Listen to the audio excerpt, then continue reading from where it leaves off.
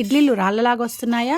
అలా అయితే ఇలా ఒకసారి ట్రై చేసి చూడండి. ఇడ్లీ పిండిని నానబెట్టేటప్పుడు వీటిల్ని వేసి నానబెట్టి చూడండి. ఇడ్లీలు అయితే చాలా సాఫ్ట్గా వస్తాయి. కొంతమంది అయితే ఇడ్లీలు సాఫ్ట్గా వచ్చేందుకు బేకింగ్ సోడాని యూజ్ చేస్తూ ఉంటారు. బేకింగ్ సోడాని యూజ్ చేయనవసరం లేదండి. ఇలా నేను చెప్పిన టిప్పును పాటించారంటే 7 గ్లాసుల ఇడ్లీ బియ్యానికి 1.5 గ్లాస్ మినపప్పు అయితే పోసుకుంటున్నానండి. ఇక్కడ ఒక 2 స్పూన్ల మెంతులను అయితే వేసుకుంటున్నాను.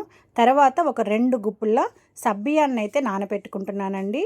ఇలా సబ్బియ్యం వేసుకోవటం వల్ల ఇడ్లీలు అనేవి చాలా సాఫ్ట్గా వస్తాయండి.